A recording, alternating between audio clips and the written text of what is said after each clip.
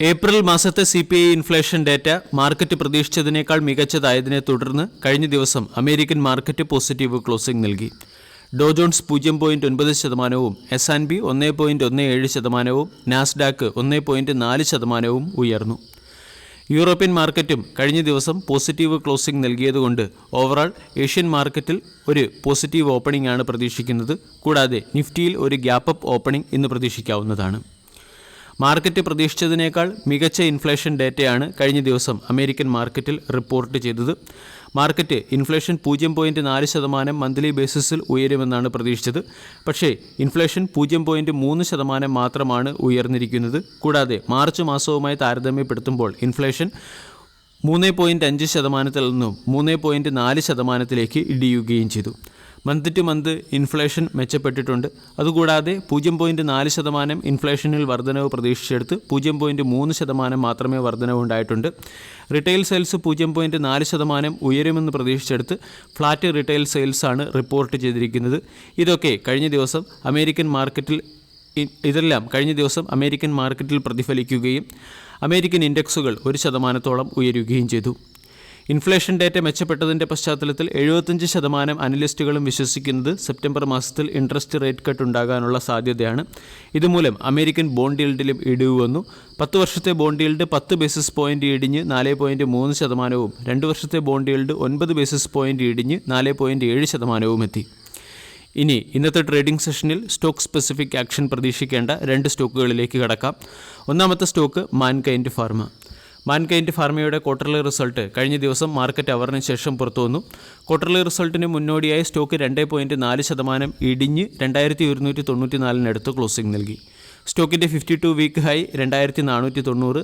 52 week ഹൈയിൽ നിന്നും stock considerable ഡിസ്കൗണ്ടിൽ ലഭ്യമാണ്. 52 week law 1242. മികച്ച ക്വാർട്ടർലി റിസൾട്ടാണ് മാൻകൈൻഡ് ഫാർമ പുറത്തുവിട്ടിരിക്കുന്നത്. കമ്പനിയുടെ പ്രോഫിറ്റ് ഇയർ ഓൺ ഇയറിൽ 62.2% വർദ്ധിച്ച് 294 കോടിയിൽ നിന്നും 477 കോടിയിലേക്കെത്തി. റവന്യൂ ഫ്രം ഓപ്പറേഷൻ 2053 കോടിയിൽ നിന്നും 2441 കോടിയിലേക്കെത്തി. റവന്യൂ ഫ്രം ഓപ്പറേഷനിൽ ഇയർ ഓൺ ഇയറിൽ 19% വളർച്ച കമ്പനി കൈവരിക്കുകയും ചെയ്തു. ഇക്വിറ്റി ഷെയർ ഇഷ്യൂ ചെയ്ത് 7500 കോടി രൂപയുടെ ഫണ്ട് റേസ് ചെയ്യാനുള്ള തീരുമാനത്തിന് ബോർഡ് ഓഫ് ഡയറക്ടേഴ്സ് അപ്രൂവൽ നൽകുകയും ചെയ്തു. കൂടാതെ മാൻകൈൻഡ് ഫാർമയുടെ ഇൻകം ഫ്രം അതർ സോഴ്സ് 47.5 കോടിയിൽ നിന്നും 92.13 കോടിയായി ഉയർന്നു. സീക്വൻഷ്യലി കമ്പനിക്ക് അതിൻ്റെ എക്സ്പെൻസ് കുറയ്ക്കാനായി എന്നുള്ളത് ഒരു പോസിറ്റീവ് അപ്ഡേറ്റ് ആണ്. 2119 കോടിയിൽ നിന്നും എക്സ്പെൻസ് 1964 കോടിയിലേക്ക് കമ്പനി കുറച്ചിട്ടുണ്ട്. എൻ്റയർ ഫിനാൻഷ്യൽ ഇയറിലെ പെർഫോമൻസ് നോക്കിയാൽ 1310 കോടിയിൽ നിന്നും പ്രോഫിറ്റ് 1942 കോടിയിലേക്ക് കമ്പനിക്ക് ഉയർത്താൻ സാധിച്ചു. റവന്യൂ ഫ്രം ഓപ്പറേഷൻ 8749 കോടിയിൽ നിന്നും 10334 കോടിയിലേക്ക് കമ്പനി മെച്ചപ്പെടുത്തിയിട്ടുണ്ട്. ഇയർ ഓൺ ഇയർ ബേസിസിൽ ടാക്സ് ഔട്ട് ഗോയും ഇംപ്രൂവ് ആയിട്ടുണ്ട്. മാൻകൈൻഡ് ഫാർമയുടെ വീക്ക്ലി ക്യാൻഡിൽ പാറ്റേൺ പരിശോധിച്ചാൽ സ്റ്റോക്ക് ട്രെൻഡ് ലൈൻ സപ്പോർട്ടിനടുത്ത് ലഭിക്കുന്നതായിട്ട് കാണാൻ സാധിക്കും. 2000 സ്റ്റോക്കിൻ്റെ ഒരു പ്രധാനപ്പെട്ട സൈക്കോളജിക്കൽ സപ്പോർട്ട് കൂടിയാണ്. ട്രെൻഡ് ലൈൻ സപ്പോർട്ടിനടുത്ത് സ്റ്റോക്കിൽ പൊസിഷൻ എടുക്കാൻ താല്പര്യമുള്ളവർക്ക് മാൻകൈൻഡ് ഫാർമ എന്ന സ്റ്റോക്കിനെ 2000 രൂപയുടെ താഴെ സ്റ്റോപ്പ് ലോസ് വെച്ചുകൊണ്ട് പൊസിഷൻ എടുക്കാവുന്നതാണ്. രണ്ടാമത്തെ സ്റ്റോക്ക് ഡിക്സൺ ടെക്നോളജി ലിമിറ്റഡ്. കഴിഞ്ഞ ട്രേഡിംഗ് സെഷനിൽ സ്റ്റോക്ക് ഫ്ലാറ്റ് പോസിറ്റീവ് ക്ലോസിംഗ് ആണ് നൽകിയത്. 866 രൂപ വിലയുള്ള സ്റ്റോക്ക് 52 വീക്ക് ഹൈയിൽ നിന്നും ചെറിയ ഡിസ്കൗണ്ടിൽ ലഭിക്കുന്നു. 52 week high 8655, 52 week low 2858. Dixon ടെക്നോളജിയുടെ ക്വാർട്ടർലി റിസൾട്ടിൽ ഇയർ ഓൺ ഇയറിലും ക്വാർട്ടർ ടു ക്വാർട്ടറിലും കമ്പനിയുടെ പെർഫോമൻസ് മെച്ചപ്പെട്ടെങ്കിലും മാർക്കറ്റ് എസ്റ്റിമേഷനെ മിസ് ചെയ്ത ഒരു ക്വാർട്ടർലി റിസൾട്ടാണ് കമ്പനി പുറത്തുവിട്ടത്. ഡിക്സൺ ടെക്നോളജിയുടെ പ്രോഫിറ്റ് ഇയർ ഓൺ ഇയറിൽ 24.7% വർദ്ധിച്ച് 79 കോടിയിൽ നിന്നും 98 കോടിയായി ഉയർന്നിട്ടുണ്ട്. എന്നാൽ മാർക്കറ്റ് 115 കോടി രൂപയുടെ പ്രോഫിറ്റാണ് ഡിക്സൺ ടെക്നോളജിയിൽ നിന്നും പ്രതീക്ഷിച്ചത്.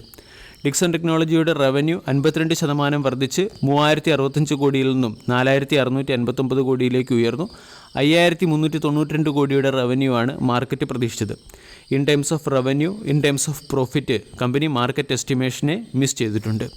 കൂടാതെ എബിറ്റ 17.3% വർദ്ധിച്ച് 186 കോടിയിൽ നിന്നും 183 കോടിയിലേക്കെത്തി. 217 കോടി രൂപയുടെ എബിറ്റയാണ് മാർക്കറ്റ് പ്രതീക്ഷിച്ചത്.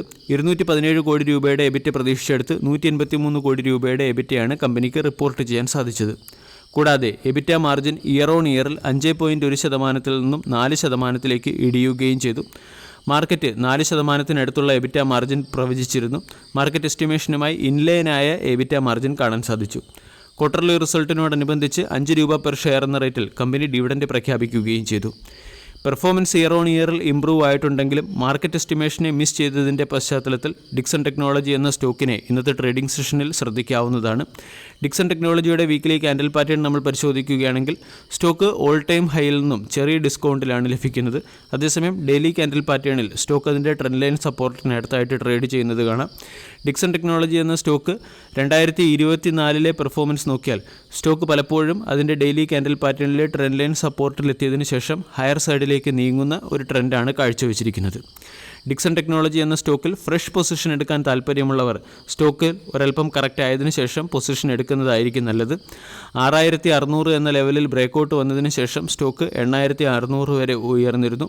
സ്റ്റോക്ക് 7000, 7500 തുടങ്ങിയ ലെവലുകൾ റീടെസ്റ്റ് ചെയ്യുകയാണെങ്കിൽ അവിടെ സ്റ്റാഗേർഡ് മാനറിൽ ഡിക്സൺ ടെക്നോളജി എന്ന സ്റ്റോക്കിൽ പൊസിഷൻ എടുക്കാം. വീഡിയോ എല്ലാവർക്കും ഇഷ്ടമായി എന്ന് വിശ്വസിക്കുന്നു. താങ്ക്